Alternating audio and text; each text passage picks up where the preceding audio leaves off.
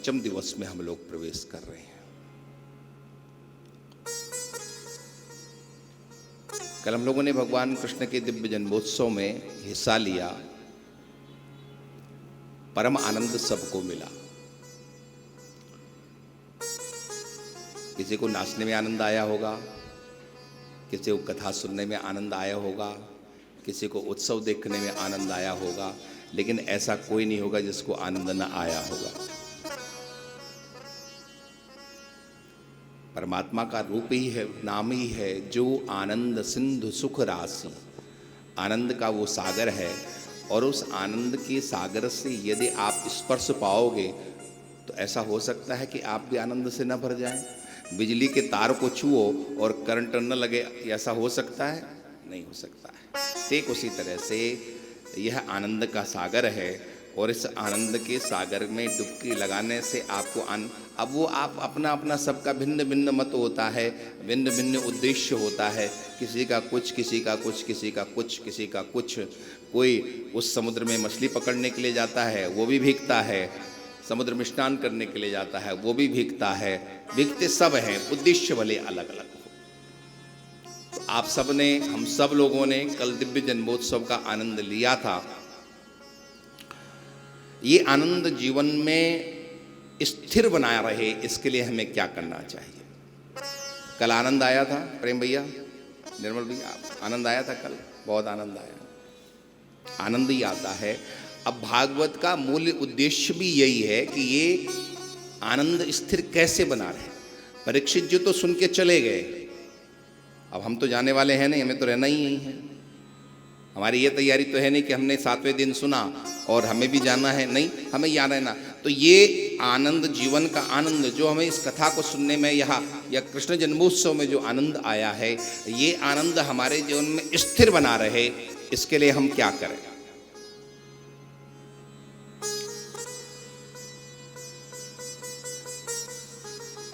संतों ने कहा है आप कृष्ण जन्मोत्सव के उस वातावरण को देखें कि भगवान कृष्ण का प्राकट्य कैसे हुआ है। भगवान श्री कृष्ण का प्राकट्य हुआ है, भाद्र पक्ष में भगवान श्री कृष्ण का प्राकट्य हुआ है। वसुदेव जी के यहाँ भगवान कृष्ण आए हैं, फिर नंद बाबा के यहाँ भगवान कृष्ण आए हैं, फिर ब्रजवासियों के बीच में भगवान श्री कृष्ण ने दिव्य नंदोत्सव में भगवान के सब लोग सम्मिलित हुए हैं। ये सब कुछ हमारे जीवन में आ जाए तो हमारा जीवन भी आनंद से भर सकता है। भगवान गोकुल में आए हैं, हमारे जीवन में गोकुल प्रकट हो जाए। भगवान वृंदावन में आए हैं, हमारे जीवन में वृंदावन प्रकट हो जाए। भगवान नंद बाबा के यहाँ आए हैं, हम भी नंद बन जाएं। भगवान वसुदेव जी के यहाँ आए हैं, हम भी वसुदेव बन जाएं। जीवन आनंद से भर जाएगा। भगवान मथुरा छोड़ के चले गए क्योंकि वहाँ कंस रहता है। अहंकार जहाँ रहता है वहाँ अविनाशी नहीं रहता है। हमें भी ध्यान रखना है हमारे जीवन में किसी तरह का अहंकार न हो, और यदि हमारे जीवन में किसी तरह का अहंकार होगा तो अविनाशी का सामीप्य हमको कभी भी नहीं मिल पाएगा। ठाकुर जी का यदि आपको समीप्य चाहिए तो जीवन के अहंकारों को दूर करो, निश्चल छिद्र बन जाओ। उस गोकुल में भगवान रहते हैं जहां पर वो गोपियां रहती हैं। भाव ये है, भगवान किसको मिलते हैं? भगवान न अहंकारी को मिलते हैं, न धनवान को मिलते हैं, न पदवान को मिलते हैं। परमात्मा किसी को मिलता है तो साधन संपन्न सरल व्यक्ति को मिलता है। भगवान किसको मिलता है? साधन संपन्न सरल व्यक्ति को। ये दुनिया के जो साधन, ये नहीं, साधना संपन्न व्यक्ति को परमात्मा प्राप्त होता है, और जो बिल्कुल सरलता जिसके जीवन में है उसको परमात्मा प्राप्त होता है। नंद बाबा का मतलब ही ये है जो सबको आनंद देता है, उसके जीवन में परमानंद आता है। यशोदा का मतलब है जो सबको यश देती है, उसको परम यश मिलता है। माँ यशोदा को उस जगत नियंता की माँ बनने का सौभाग्य मिला है। तो आप सब लोगों के जीवन में भी नित्य प्रति वो जन्मोत्सव हो सकता है, नंदोत्सव हो सकता है। कब? जब आपके जीवन में ये सब चीज घटित हो जाए, तब आपके जीवन में गोकुल हो। गोकुल का मतलब है इंद्रियों का समूह। कौन सी इंद्रियों का समूह? आपका शरीर भी गोकुल है। हमारे अंदर यहाँ भी 10 इंद्रियां हैं, 5 ज्ञान इंद्रियां हैं, 5 कर्म इंद्रियां हैं। यही गोकुल है और इसी गोकुल में कृष्ण को आना है। कैसे आएंगे? इन इंद्रियों को थोड़ा पवित्र करने का प्रयास करो, और जब ये इंद्रियां पवित्र हो जाएंगी तो निश्चित ही है भगवान आएंगे ही आएंगे, और फिर आपका रोम रोम पुकारेगा, नंद के आनंद भय जय कन्हैया लाल की। रोम रोम आपका पुकारेगा नंद के।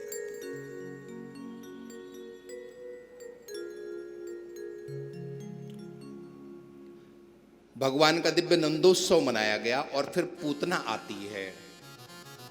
6 दिन में ये पूतना आती है, और उस पूतना को भी भगवान मारते। पूतना क्या है? ये पूतना अविद्या है। ये भी हमारे जीवन में आती है, अभी भी है। केवल उस समय पूतना नहीं थी, अभी भी है। भगवान वल्लभाचार्य जी ने कहा है, अविद्या पूतना नष्टा। वो अविद्या आज भी है। पता कैसे चले? पता चलता है अध्यात्म क्षेत्र में यदि हमारी उन्नति नहीं हो रही है तो समझ लेना अभी हम पूतना के चक्कर में हैं। आप लोग ध्यान भजन पूजन करते हो, लेकिन ध्यान पूजन भजन करने के बाद भी आपकी गति आगे बढ़ती है तो समझ लेना आपकी पूतना समाप्त हो चुकी है। और यदि आपकी गति आगे नहीं बढ़ रही तो समझ लेना अभी आप पूतना के ही घेरे में हो।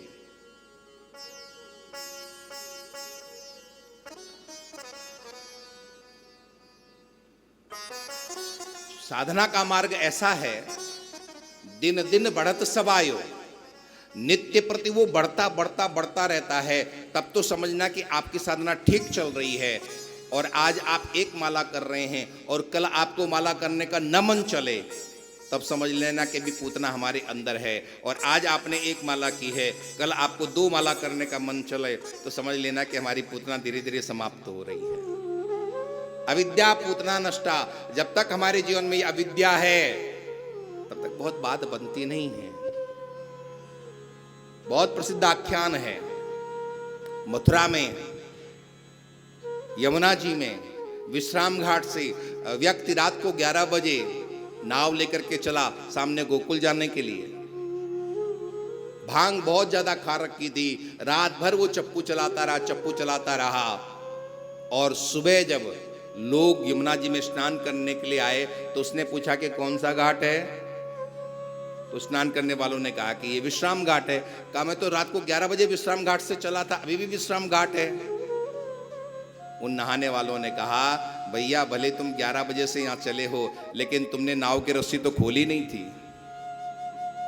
नाव की रस्सी तो बंधी हुई थी, और नाव की रस्सी यदि बंधी हुई हो घाट से तो आप लाख चप्पू चलाओ, वो नाव 1 इंच भी आगे बढ़ने वाली नहीं है। वही हाल हमारा भी है। यदि अविद्या रूपी वह पूतना से हम बंधे हुए हैं तो हम लाख चप्पू चलाएं, आगे बढ़ने वाले नहीं हैं। कहां बढ़ते हैं? ये शास्त्र हमको आत्मनिरीक्षण के लिए कहते हैं कि हम अपना आत्मनिरीक्षण करें कि हम कहां खड़े हैं। बहुत मुश्किल है, इसलिए तो ये शास्त्र है किस लिए शास्त्र? ये दर्पण है, ये शास्त्र, ये हमको हमारी हकीकत दिखाते हैं कि हम कहां खड़े हैं।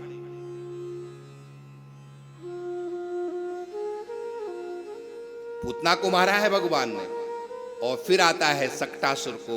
उस सक्टासुर का भी भगवान ने भंजन किया है, उसको भी तोड़ा है भगवान ने। ये जड़वाद है।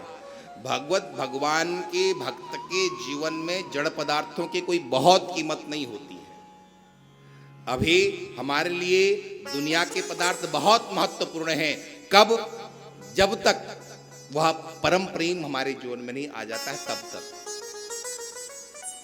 इसको मैं एक उदाहरण से आपको बता सकता हूं। ये लाइट हमको यहां पर बहुत ज्यादा समझ में आ रही कि नहीं आ रही प्रेम भैया? ये हाइलोजन लगा है, बहुत ज्यादा समझ में आ रहा है कि नहीं आ रहा है? और यही हाइलोजन हम सूर्य के सामने ले जाकर खड़ा कर दें तो कुछ समझ में आएगा? उसका कोई प्रकाश उसको समझ में आएगा? नहीं आएगा। ठीक उसी तरह से ये दुनिया हमको बहुत ज्यादा तेजोमय लगती है, बहुत ज्यादा आकर्षित लगती है, बहुत तेजस्वी लगती है। लेकिन कब? जब तक वो परमात्मा का प्रेम रूपी सूर्य उदय नहीं होता है। और जिस दिन परमात्मा का प्रेम रूपी वो सूर्य उदय होता है, उस दिन ये पूरा का पूरा दुनिया हमारे लिए बेकार हो जाती है। मीरा बाई ने गाया था, आयो जी मैंने राम रतन धन पायो, पायो जी मैंने राम रतन धन जी मैंने राम रतन धन पायो। पायो जी मैंने राम रतन धन पायो। महलों में रहने वाली वो महारानी जिसके पास हीरे जवाहरात सब कुछ थे, लेकिन उनको धन नहीं वो कहती है, वो धन किसको कहती है? पायो जी मैंने राम रतन धन पायो। पायो जी मैंने राम रतन धन पायो।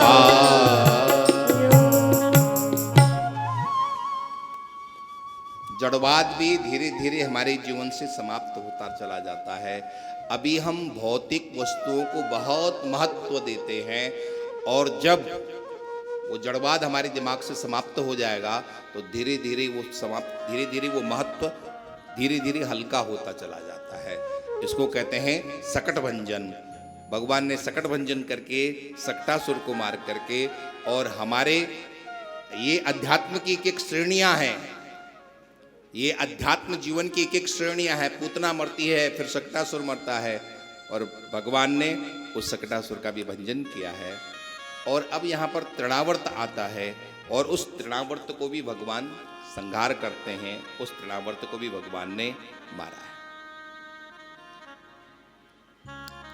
वासना है, ऐसा यहाँ भागवत में लिखा है कि जब वो तृणावर्त गोकुल में आया तो रजसा तमसा व्रतम, कुछ भी नहीं दिखाई देता है। और आज भी ये होता है, जब व्यक्ति वासना से वासित हो जाता है तो उसको कुछ भी नहीं दिखाई देता, अंधा हो जाता है। रजसा तमसा व्रतम, चारों तरफ अंधकार छा गया, लेकिन भगवान वहां पर थे तो भगवान ने उसका वध किया। मतलब ये है कि ये दुष्प्रवृत्तियां हैं, जीवन में आ भी जाएं, लेकिन यदि हम भगवत शरणापन्न हैं तो फिर बहुत उसका कोई प्रभाव नहीं पड़ता हमारे जीवन पर। भगवान ने उसको भी मारा। अब तृणावर्त को जब मरा देखा नंद बाबा ने, तो यहां पर भागवत में एक बहुत अच्छी बात लिखी है। नंद बाबा सोचते हैं कि ये हो क्या रहा है। कभी पूतना आती है, कभी सकटासुर आता है, कभी तृणावर्त आता है। हमने तो कभी भी सपने में भी किसी का अहित नहीं सोचा, और ये हो क्या रहा है। ये बार बार आकर के मेरे बालक को मारने का प्रयास करते हैं और स्वयं मर जाते हैं। तो बाबा यहाँ पर एक सिद्धांत की बात कहते हैं, और वो सब सिद्धांत, ये सिद्धांत आप हम सबको समझने लायक है। बाबा क्या कहते हैं? हिंसा स्वपापेन विहिंसित खलः साधु समत्वेन भयात् विमुच्यते। दुष्टता करते करते अपनी दुष्टता की वजह से ही मर जाता है, और सज्जन व्यक्ति की रक्षा उसकी सज्जनता करती है। मैं आपसे एक बात पूछूं, आपके साथ में कोई दुष्टता करता है, आपके साथ में कोई बुरा करता है, तो आप भी उसके साथ बुरा करने का सोचते हो कि नहीं सोचते हो? या तो ना करोगे, लेकिन पता है कि हाँ ही है ना? होता है कि नहीं होता? कोई आपके साथ में बुरा करे तो आप उसकी आरती उतारोगे? नहीं उतारोगे ना। आरती उतारोगे भले, लेकिन आरती उतारने का तरीका दूसरा होगा। श्री वृंदावन बिहारी लाल की जय। लेकिन यहाँ नंद बाबा एक बहुत अच्छी बात कहते हैं। नंद बाबा कहते हैं कि दुष्ट व्यक्ति दुष्टता करे तो तुम भी दुष्ट मत बन जाना। हिंसा स्वपापेन विहिंसित खलः, उसका पाप ही उसको मारेगा और तुम्हारी सज्जनता तुम्हारी रक्षा करेगी। मतलब अपनी सज्जनता को छोड़ मत देना। कोई मेरा बुरा करे, कोई मेरा बुरा करे, ये उसका कर्म, मैं किसी का बुरा ना करूं, ये मेरा धर्म। कोई मेरा बुरा करे, ये उसका कर्म, लेकिन मैं किसी का बुरा ना करूं, ये मेरा धर्म है। एक छोटा सा सिद्धांत है, आगे बढ़ने वाला व्यक्ति कभी किसी को बाधा नहीं पहुंचाता है, और जो किसी को बाधा पहुंचाता है वो कभी आगे बढ़ नहीं पाता है। छोटी सी बात है लेकिन बहुत गहरी बात है। कृष्णा नारायण नारायण श्रीमन्नारायण नारायण नारायण नारायण नारायण श्रीमन्नारायण नारायण नारायण कृष्ण नारायण कृष्ण नारायण कृष्ण नारायण कृष्ण नारायण कृष्ण नारायण कृष्ण नारायण नारायण नारायण श्रीमन्नारायण नारायण नारायण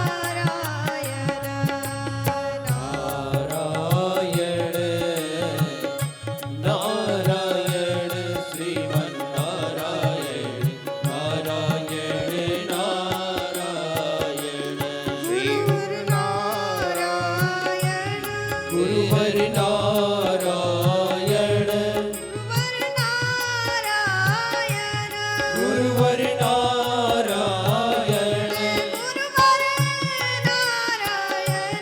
गुरुवर नारायण नारायण नारायण श्रीमन्नारायण नारायण नारायण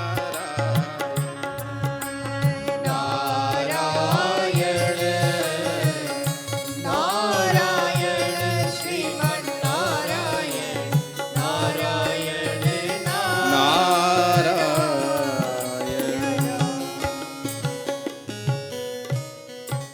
हिंसः स्वपापेन विहिंसितः खलः साधुः समत्वेन भयाच्यते।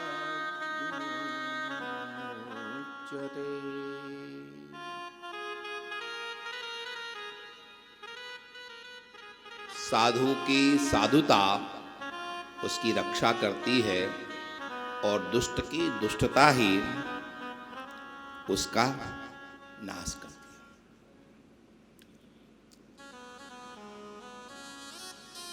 ये शास्त्र कहते हैं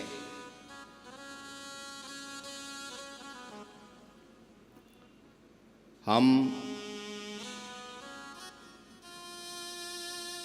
दुष्ट की दुष्टता को देख करके अपनी सज्जनता ने त्यागे। यदि दुष्ट की दुष्टता को देख करके हमने सज्जनता त्याग दी तो फिर उस दुष्ट में और हम में क्या अंतर रह जाएगा? कोई अंतर नहीं रह जाएगा।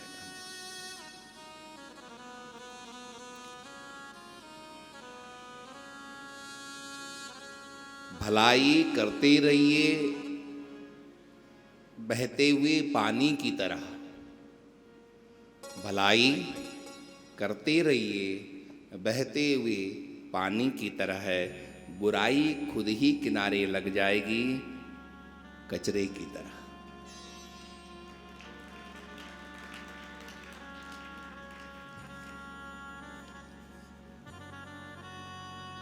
दुष्ट का क्या अंजाम होता है और सज्जन की क्या स्थिति रहती है, ये देखना हो तो आपके मुंह में ही है। जो ये 32 दांत है ना, ये दुष्टों की तरह है, काटते पीटते रहते हैं ना।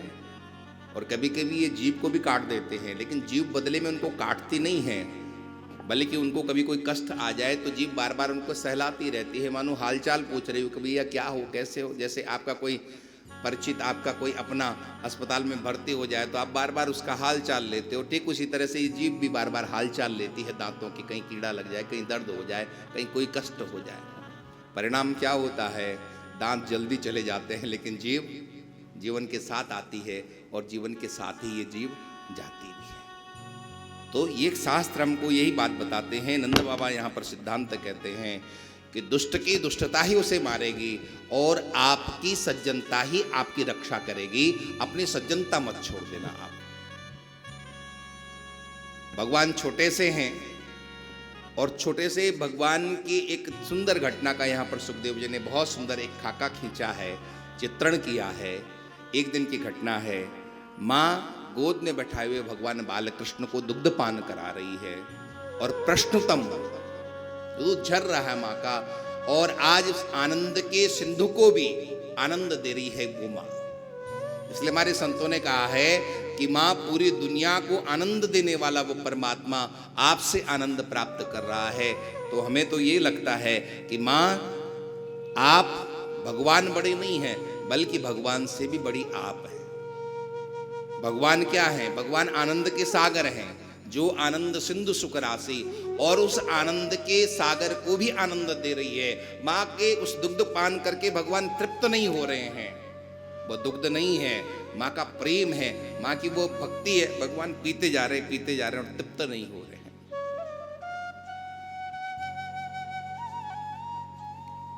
माँ को चिंता हुई कि कहीं इसको अपच न हो जाए,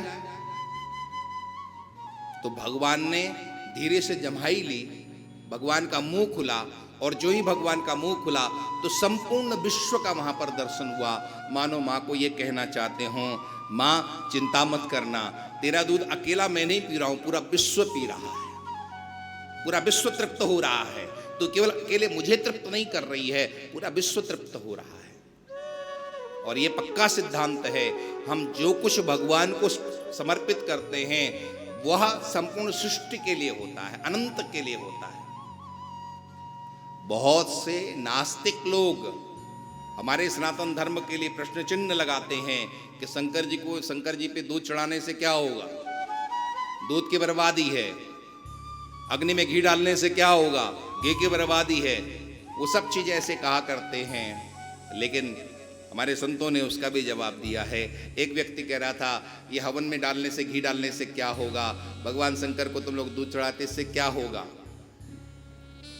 तो जिस व्यक्ति से प्रश्न किया था उसने एक मिर्ची ला करके उसको पकड़ाई, कहा ये मिर्ची खाओ।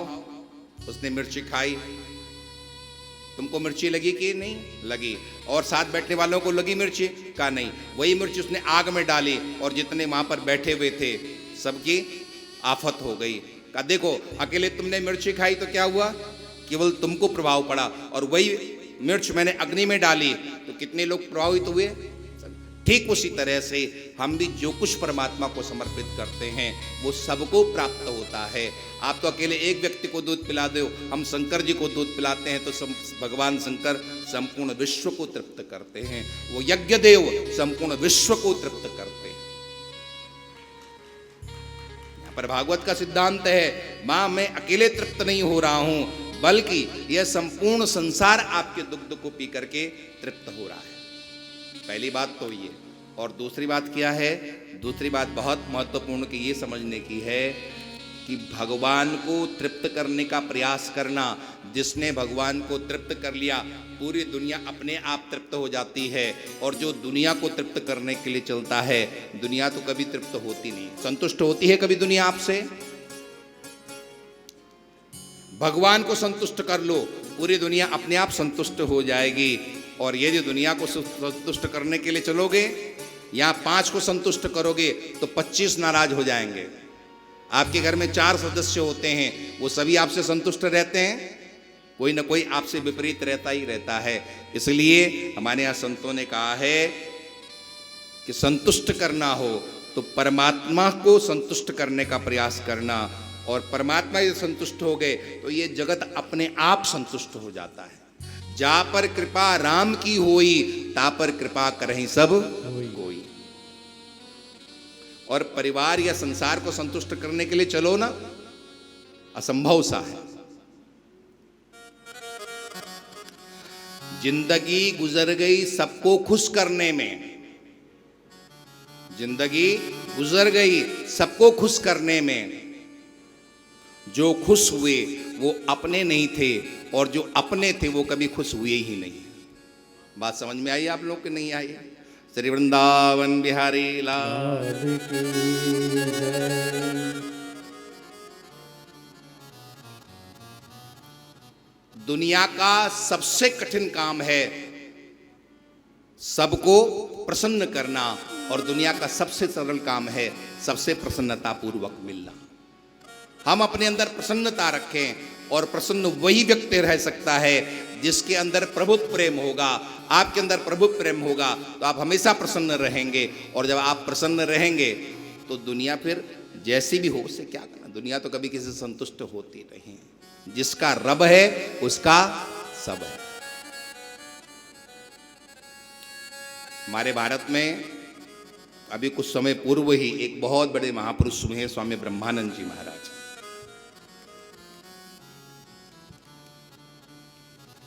बहुत महापुरुष थे, बहुत पहुंचे हुए महापुरुष थे स्वामी ब्रह्मानंद जी महाराज।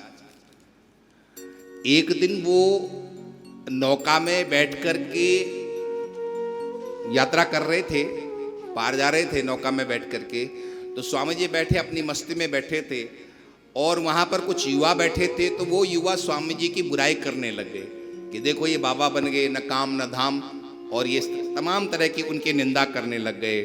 और स्वामी श्री ब्रह्मानंद जी महाराज अपने में मगन हो करके और गाते हैं। बहुत सुंदर उन्होंने भजन गाया है, बहुत सुंदर ये भजन है। हमें हम सब लोगों को समझना चाहिए। स्वामी ब्रह्मानंद जी महाराज गाते हैं।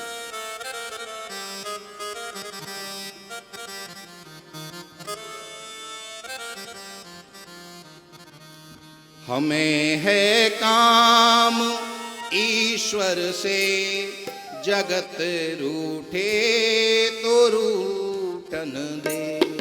हमें है काम ईश्वर से, जगत रूठे तो रूठन दे।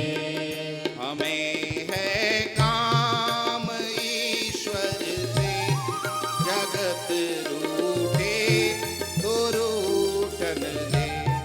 हमें है काम ईश्वर से, जगत रूठे तो रूठन दे। कुटुंब परिवार सुख दारा, माल धन लाज लोकन की। कुटुंब परिवार सुख दारा, मान धन लाज लोकन की। हरि के भजन करने में, हरि के भजन करने में, अगर छूटे तो छूटन दे। हरि के भजन करने में, अगर छूटे तो छूटन दे। मुझे है काम ईश्वर से, जगत रूठे तो रूठन दे। हमें है काम ईश्वर से, जगत रूठे तो रूठन दे। हमें है काम ईश्वर से, जगत रूठे तो रूठन दे। हमें है काम ईश्वर से, जगत रूठे तो रूठन दे। स्वामी ब्रह्मानंद जी महाराज अपनी मस्ती में गाते चले जा रहे थे, और वो युवक उनकी बुराई पर बुराई, निंदा पर निंदा करते चले जा रहे थे। और कहते हैं कि घटना घटी, तब तक भयंकर तूफान आया, नाव डगमगाने लगी। अब वो युवक रोने लग गए, चिल्लाने लग गए, क्या करे भगवान।